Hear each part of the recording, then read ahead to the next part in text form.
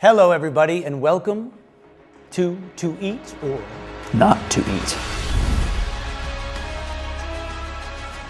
Hi, I'm Tony Estrella. I'm the artistic director of the GAM Theater, and I'll be directing our production of Hamlet, which is about to open up on April 3rd, running through the 27th, and this is... I'm Jeff Church. I'm playing Hamlet in the production. And we're going to talk a little bit about the show, kind of interview each other, talk about our favorite productions of Hamlet. And while we're doing that, we're going to indulge some of our favorite hot sauces. So here we go. First up, a little dip here with my vegan. I don't know what the hell this is, but I hope it's not a chicken McNugget from McDonald's. We'll see. All right, here we go. That's good. Leave that there nice, for next. easy. Yeah. All right, want me to read you the first question? Yeah, give me the first question, will you? All right. Hamlet is one of the most adapted stories in history. If you had to pick just one adaptation, whether it's a play, film, or TV series, which version of Hamlet do you think is the most underrated? That's a good question.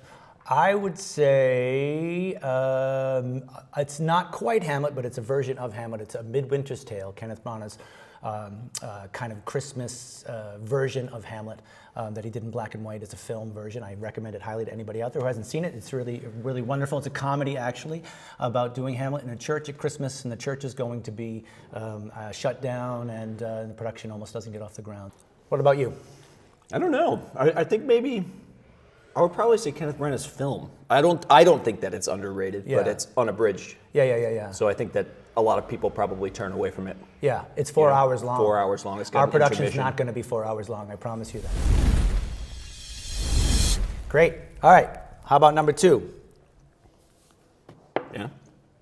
Let's try again. I'm going to use the same What's this nugget because one? I don't think there's anything left on it from the last one. Casafirelli, Italian hot sauce. All right, here we go, Ooh. right?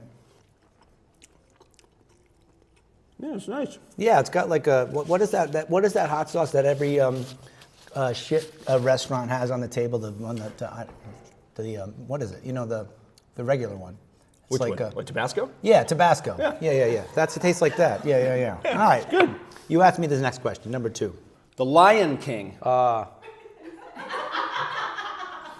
draws heavily from Hamlet. It certainly does. What is one thing The Lion King actually did well as an adaptation? It did a million things well as an adaptation, I think, yeah.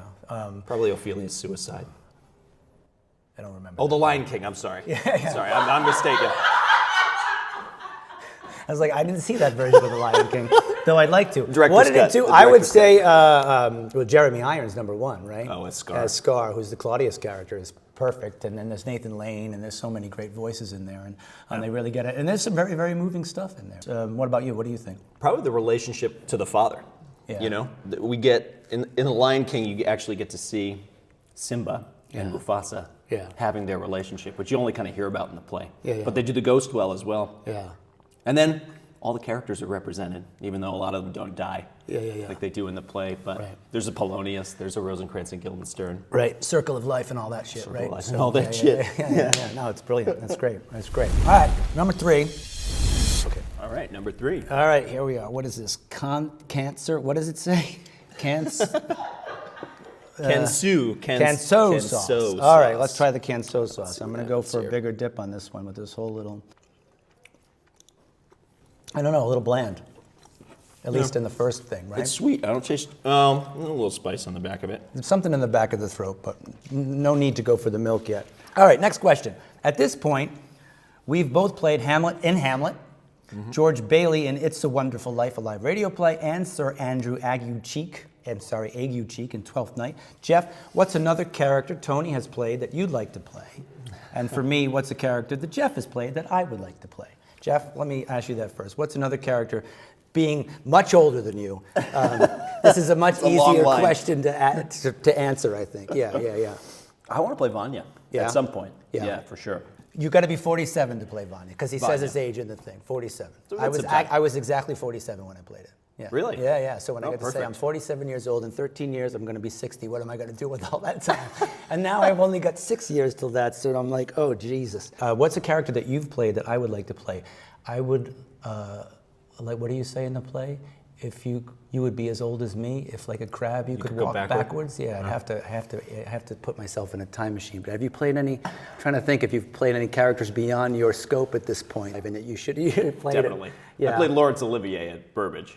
Oh, was that in? It's like 55, 60 years old. Oh, in the Orson in Shadow. Orson Shadow, right? No, I wouldn't mind playing that. And that actually, the Kenneth Tynan part is great in that too. Yes. Yeah. It's I actually learned recently because of the Henry V poster in the men's room down there. Yeah. That you were playing Henry V Yeah. on my 9th birthday. Oh, Jesus. That's a very young Henry V. Wow. Yeah. What year was that? I don't even know 99. what year was that. I know every time I go to the urinal at the damn bathroom, there I'm like staring into my little face, looking at them, which is it's All right, let's go on to the next one here. Moving on. This is called Truff. This one looks a little more sinister.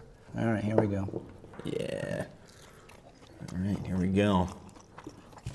All right. That's good. All right, yeah, that is good. That's a good one. That is good. That's got Ooh. that gets a bit of burn in the back of the throat, Yeah. but it's not, at least not yet. All right, We're only what's on next? 4.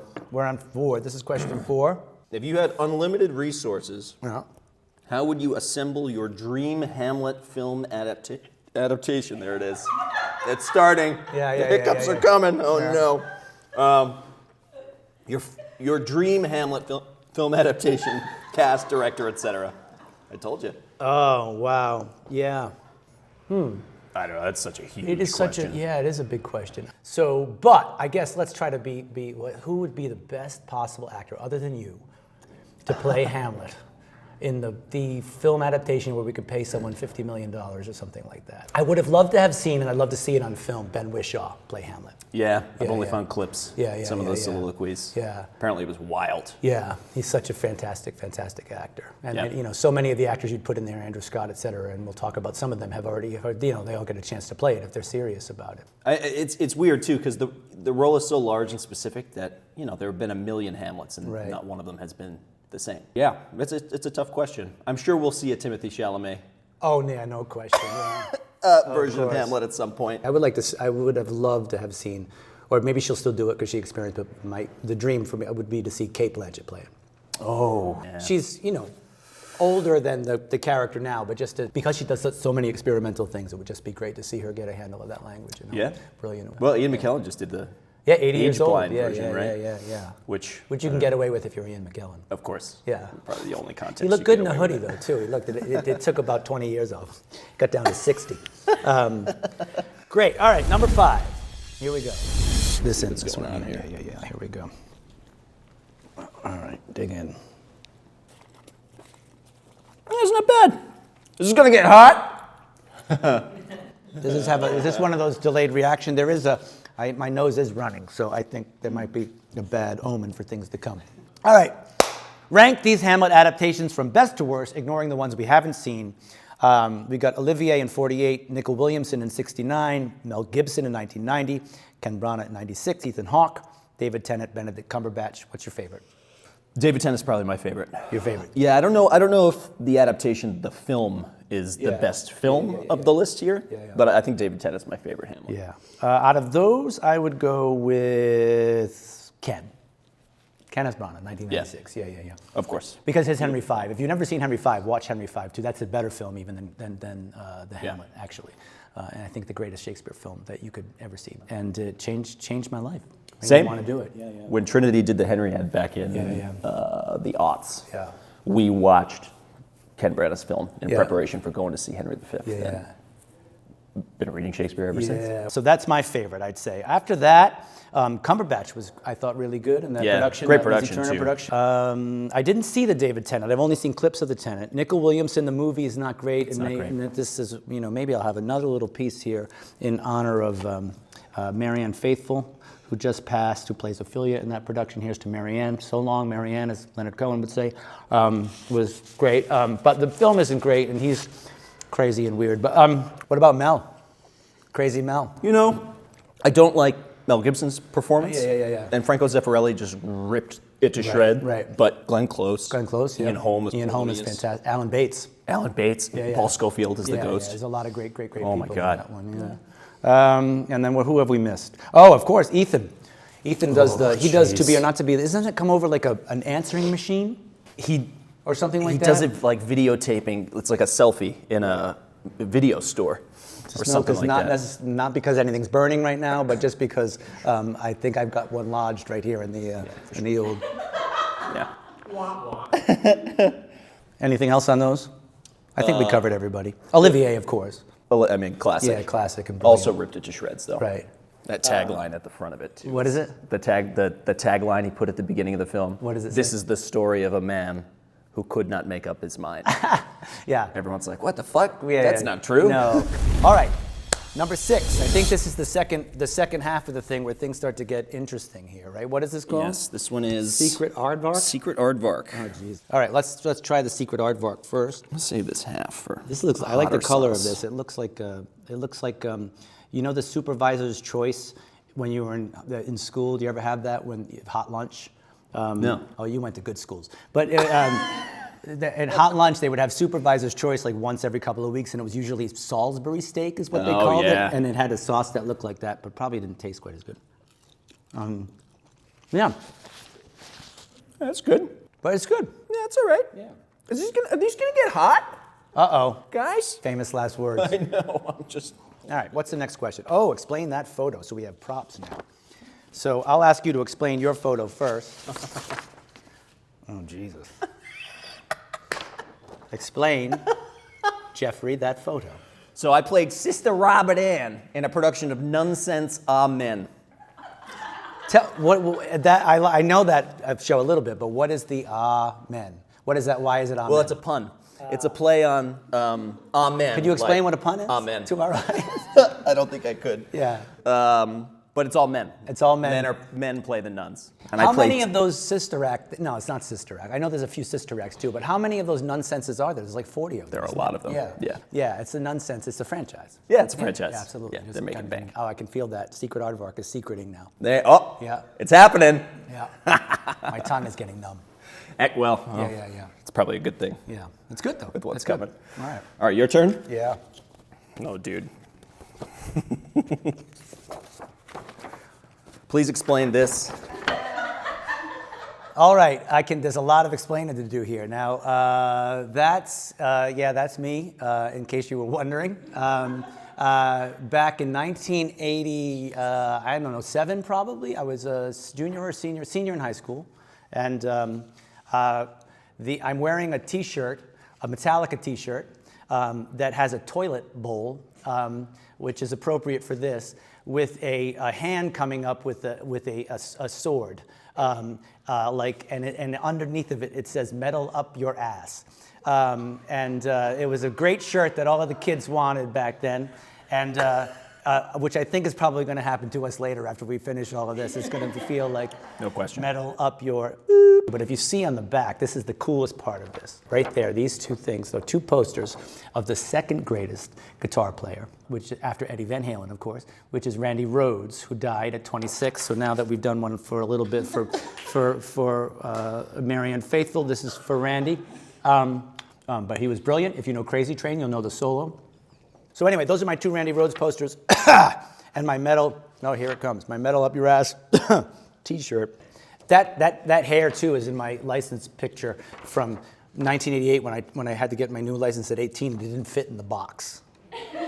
I'm sure. I don't know how your scalp could take more follicles, man. I wish I had it now. That's all I have to say. The hair is full of Because it only secrets. goes one way, which is gone. All right, we're on number 7, and this is called, what is it, Pandemonium? Is that what it said? The flavor is pandemonium. My sauce lab. Oh, that means some nerd is like in his basement saying, "How can I torture my friends?" Buffalo's bougie cousin. All right, here we go.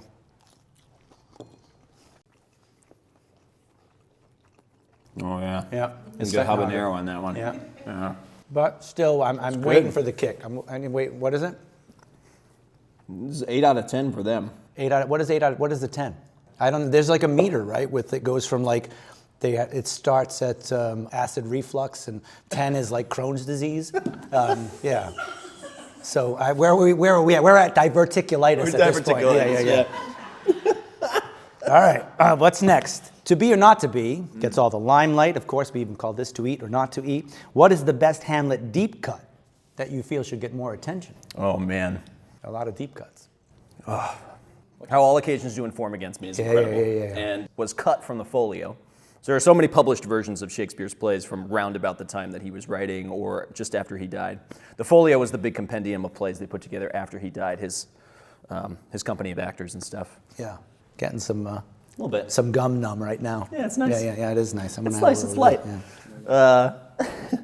But that speech sometime in like the 18th or 19th century started making its way back into plays. People were talking right in the beginning of the play. I love that. Who's there is the first line of the play. People don't know that. It's like the greatest first line. Because anything can happen after that. It's a ghost story. And then I love in that play, we have all of those little things that the soldiers say, like not a mouse stirring. We get all these things that we hear that echo throughout time. Not a creature was stirring, not even a mouse. Of course, it's very close to Christmas at that point. And then Marcellus, who's there and gone at the beginning of the play, is a soldier. He's the one that gets to say something is rotten in the state of Denmark. There's all these things that come in and out that every character gets this. The thing about Hamlet is that the old joke is that's the play that's just one cliche after another. And we actually have to keep reminding ourselves in rehearsal that none of this is proverbial, as you called it, right? Everything is being coined in the moment, even if we've now 425 years later have heard it a zillion times, So, yeah. All right. Next up, Ghost Pepper. Melinda, who is that? Melinda's. Melinda. What are you doing to us, Melinda? We'll see. All right, here we go. It's sweet. It is sweet. It's sweet at first. Yeah. I'm waiting for it. Well, we'll see. We'll wait. I think the accumulative effect of all of this is going to be rather cleansing, shall we say. What do you say? What's that? Here's a deep cut. What do you say about the purgation? Oh, I can put him to his purgation. You would plunge him into more cola. Yeah, and you do the joke with the it's great. Fart jokes We're in going to need Hamlet. some purgation. Yeah. All right. So many incredible actors have played Hamlet. Can you describe the pressure you felt preparing for the? Oh, there you go. There it is.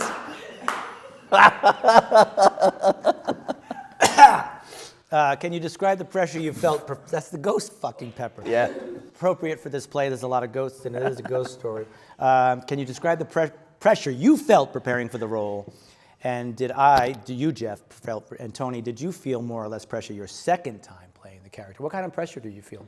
Honestly, the pressure I feel is less about the other actors that have played it. Because everybody who plays a role is going to be different from anybody else. Yeah. It's more about learning the role, to be honest with you. It's the longest play that Shakespeare wrote, and it's the largest role that he wrote. And even though this is this cut is considerably shorter than an uncut version of the play, it's still, I don't know, it's still hefty. So I spent a lot of time beforehand trying to get it into my brain. Yeah. I was rehearsing the soliloquies in the trunk during 12th night. Oh, right. I heard you were doing that. You never got lost in the middle of it and got caught like coming up and wanting to say a line from Hamlet instead of what you were supposed to say when you came out of the box? Oh, no. That was before the casting, right? You were Yeah, I was preparing for the audition. Yeah. That's dedication. And then didn't you just take a pilgrimage somewhere In December before Christmas, with a bottle of whiskey and the complete works, and took a bottle of scotch and every book I have on it. did you finish the bottle of scotch? Yeah. What kind of scotch was it? It's Johnny Walker Black. Ah. Yeah. Yeah. It's cheap. It's It was but good. it's good. Yeah, it's not bad. That's weekday daddy scotch. That's You know what I mean? Yeah. What is there a thing in there for me? Yeah. Here it comes. Did you feel more or less pressure your second time? Did I feel more or less pressure the second time? Yeah, of course, it's a huge part, but it's a great ensemble play as well. And there are so many great parts in it that kind of takes the pressure off you around it. And that knowing from the beginning that you can't do anything, all these great names, Laurence Olivier and blah, blah, blah, blah, and all these people who played it, that your name is not necessarily going to be on that list in terms of when the next time someone does one of these hot ones things and thinks about it, because we're not famous, but nobody owns it, which is great, right? Right. And I think because it's a role, that everybody in the audience hopefully can, finds themselves in too. So, and we talked a lot about that, which is really important, I think, is that for the audience that they that they play that with you. They create Hamlet with you. You're not doing it by yourself, you know. And the more we invite them into it, it does take the pressure off you to be like, oh, is this moment perfect? Is this going to be put on the kind of Hall of Fame of Hamlet? So, no one cares. No, because they're going to see it in a couple of years and someone else do it, and hopefully it will bring even more depth. And the great, privilege for me has been twice to get to play the part, and then to get to direct the play, which I always knew I would do, and I've been teaching it for 30 years. So I spend almost every day of my life somehow connected to this script, and it just keeps kind of revealing itself. Yeah. And I reveal myself to it as well, and that's the conversation that you have. I'm, when I first started working, the first time I worked on this with Brian McElhaney in class was 1995, and it's a very, very, very, deep, much more deep and rich experience to confront the same words today and what they mean. Absolutely. Great, great gift. All right, enough of waxing philosophic. Let's get to the hot sauce. Oh, you've had a meal over there. I'm just eating the whole nugget. Yeah. Hey, I didn't have breakfast. I'll give you a couple of my nuggets. There. Oh, wait, is that a plant-based nugget? Yeah.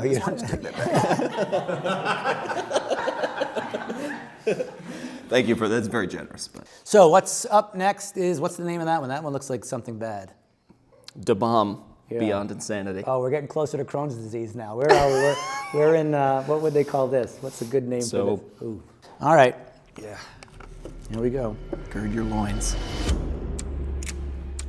Here we go. I'm going to town here.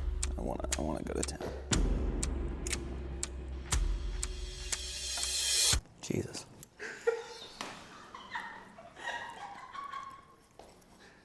All right. That's pretty hot. Well, it's not. It's like a. It's mechanical. It's mechanical hot heat. Yikes. Yeah, it's. I don't. It's like someone's. You know that when you're in a really hot day, and all of a sudden the asphalt starts to melt. It looks like it melts and like rises above. It's like sucking in that. Fuck. What is that?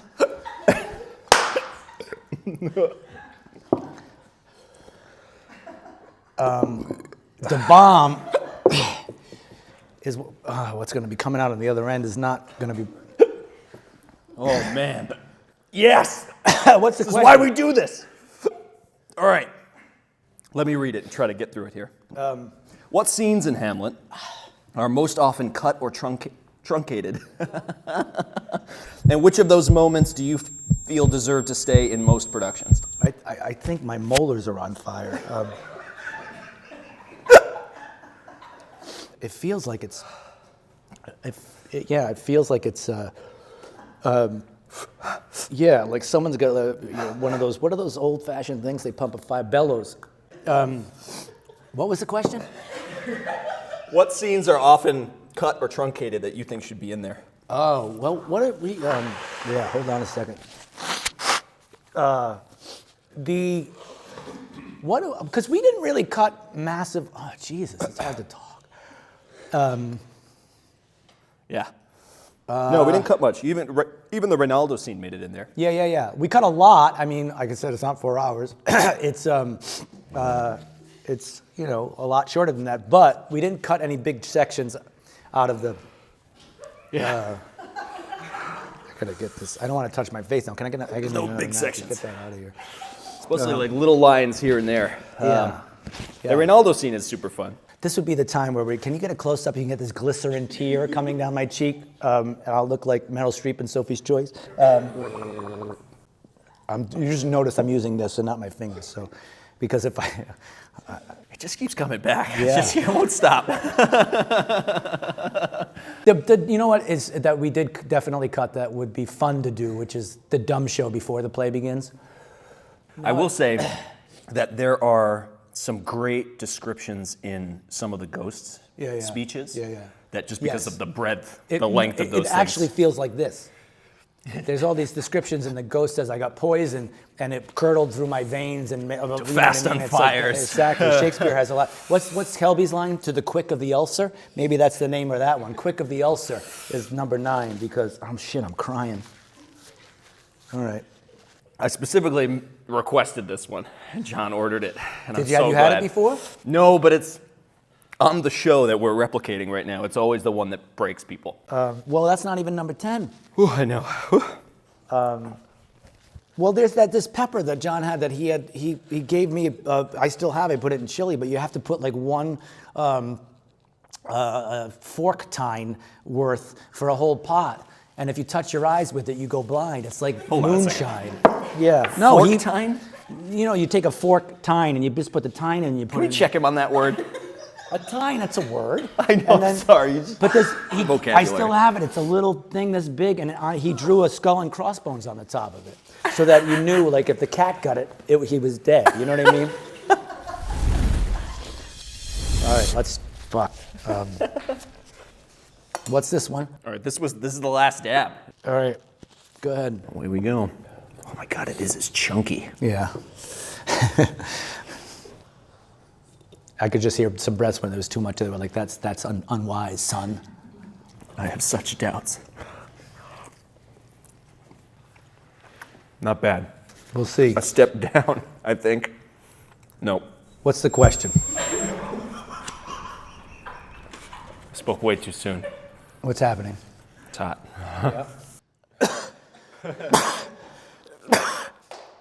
I love this. All right. What does it say? Now that you're both I 10 can't weeks even see. deep, with the fiery burn of the last dab coursing through you, please do a dramatic reading from the only story more well regarded than Hamlet, Twilight. Oh, Jesus. Oh, we have lines picked out first, so we don't have Yeah. to fight over who gets to play. What do I want to Robert say? Pattinson. Katniss Everdeen, but that's a different thing. What is that? That's the Hunger Games. Hunger Games. Yeah, I heard there's a prequel for that. That's supposed to be really good. All right, cool. Which one? You get to be Kristen Stewart. Kristen I think. Stewart. Awesome. I couldn't find it. I've killed people before. It doesn't matter.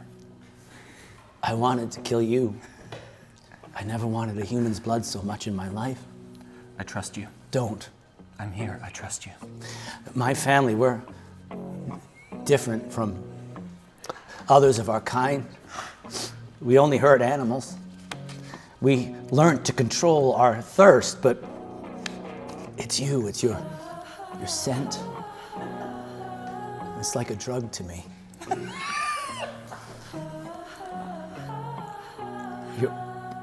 You're like my own personal brand of heroin. Why did you hate me so much when we met? I did, only because of wanting you so badly. I still don't know if I can control myself. I know you can. I can't read your mind. You have to tell me what you're thinking. No, I'm afraid. Good. I'm not afraid of you. I'm only afraid of losing you. I feel like you're going to disappear. You don't know how long I've waited for you, and so the lion fell in love with the lamb. What a stupid lamb. What a sick, masochistic lion. Wow. I felt it. I don't, that's all that when I read that and I go like, it's easy to make fun of obviously and it's blah, blah, blah. But I will say that makes me want to see that scene and then just kind of thank Robert Pattinson and Kristen Stewart for their service because that's impossible. Yeah. You can't act that. You know what I mean? They did. They did, I know, but I'm saying, I mean, they're good actors, so they sit there and they just go, they look at the script and they go, ooh, that's tough. Yeah. Ooh, that's hard. That's hard. Can we, the heroin line especially. You should look up interviews with Robert Pattinson talking about Twilight. Yeah. He just hates Twilight. But he likes the house it built. He likes for the him. money. Yeah, for sure. And all that it got him since then. But all right. Well, everybody. Thank you, everyone. I'm Tony Estrella. Thank you so much for coming or tuning in.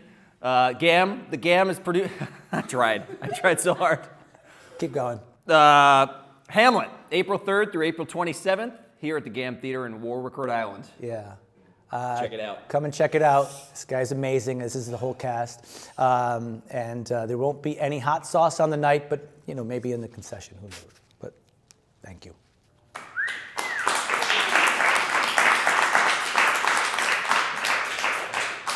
That's fucked up. That one is the. That's truly fucked up.